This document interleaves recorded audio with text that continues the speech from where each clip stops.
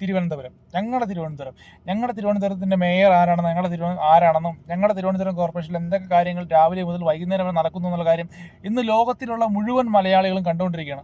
ഞാനിപ്പോൾ അഭിമാനത്തോടുകൂടി പറയും കേട്ടോ, ഞാൻ തിരുവനന്തപുരം കോർപ്പറേഷൻ്റെ പരിധിയിലാണ് താമസിക്കുന്നത്. അപ്പം നിങ്ങൾ വിചാരിക്കും ഇതിന് മുന്നേ തിരുവനന്തപുരം കോർപ്പറേഷൻ്റെ ഭാഗമാണെന്ന് അല്ലെങ്കിൽ അതിൻ്റെ പരിധിയിലാണ് താമസിച്ചിരുന്നതെന്ന് പറയാനായിട്ട് എന്തെങ്കിലും അഭിമാനക്കേടുണ്ടാകുന്നു. അഭിമാനക്കേടൊന്നുമില്ലായിരുന്നു, പക്ഷേ ഇപ്പം കുറച്ച് അഭിമാനം കൂടുതലായിട്ട് തോന്നുന്നു. കാരണം നമ്മുടെ ഇപ്പം നടന്നുകൊണ്ടിരിക്കുന്ന തിരുവനന്തപുരം കോർപ്പറേഷനിൽ നടന്നുകൊണ്ടിരിക്കുന്ന കാര്യങ്ങൾ കാണുമ്പോഴത്തേക്ക് പല ആളുകളും തിരുവനന്തപുരം കോർപ്പറേഷൻ ശ്രദ്ധിക്കാനായിട്ട് തുടങ്ങി. തിരുവനന്തപുരം കോർപ്പറേഷൻ്റെ പല പ്രവർത്തനങ്ങളും ശ്രദ്ധിക്കാൻ തുടങ്ങി. പണ്ട് നമ്മൾ നിയമസഭയ്ക്കകത്ത് ചർച്ചകളൊക്കെ നമ്മൾ കേരളത്തിലുള്ള എല്ലാവരും ഇരുന്ന് കാണാറുണ്ടായിരുന്നു. പക്ഷേ ഒരു കോർപ്പറേഷൻ പരിധിയിൽ കോർപ്പറേഷൻ ഓഫീസിൽ നടക്കുന്ന കാര്യങ്ങൾ എന്തൊക്കെയാണെന്ന് പണ്ട് ആൾക്കാർക്ക് ആർക്കും അറിയില്ലായിരുന്നു. ഇപ്പോഴും ആൾക്കാർക്ക് തിരുവനന്തപുരം ഒഴിച്ച് ബാക്കി ഒരു കോർപ്പറേഷനകത്തും എന്ത് നടക്കുന്നു എന്നുള്ള കാര്യത്തെ പറ്റി ആർക്കും ഒരു ധാരണയില്ല. ശരിക്കും പറഞ്ഞാൽ മറ്റുള്ള കോർപ്പറേഷൻ ഭരിക്കുന്ന മേയർമാരാരെന്ന് പോലും കേരളത്തിലുള്ള ഒട്ടുമിക്ക ആളുകൾക്ക് അറിയാം. കഴിഞ്ഞ ദിവസം ഞാനൊരു വീഡിയോ കണ്ടിട്ട് ഒരു കോർപ്പറേഷൻ കൗൺസിലർ നമ്മുടെ മേയറോട് ചോദിക്കുകയാണ്, LDFൻ്റെ കൗൺസിലറാണ്, മേയറോട് ചോദിക്കുകയാണ് തെരുവ് നായ ശല്യത്തിന് വേണ്ടി നിങ്ങൾ എന്ത് ചെയ്തു എന്ന്.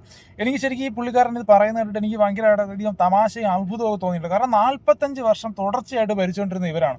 നിങ്ങൾ രാഷ്ട്രീയം മാറ്റിച്ചൊന്ന് ആലോചിച്ച് നോക്കണം. കഴിഞ്ഞ 45 വർഷമായിട്ട് LDF ആണ് അവിടെ ഭരിച്ചുകൊണ്ടിരിക്കുന്നത്. അറിയാലോ, കമ്മ്യൂണിസ്റ്റ് പാർട്ടിയാണ്. കമ്മ്യൂണിസ്റ്റ് പാർട്ടി തുടർച്ചയായിട്ട് 40-45 വർഷമായിട്ട് ഭരിച്ചുകൊണ്ടിരുന്നിട്ട് തെരുവ് നായ ശല്യത്തിന് വേണ്ടി തീർക്കാൻ വേണ്ടിയിട്ട് ഇവരെന്താണ് നടപടിയെടുത്തത്? എന്തെങ്കിലും ഒരു നടപടി, തെരുവ് നായ്കളെ ഇല്ലാതാക്കാൻ വേണ്ടിയിട്ട് എന്തെങ്കിലും ഒരു നടപടി എടുക്കാനായിട്ട് ഇവർക്ക് പറ്റുമോ?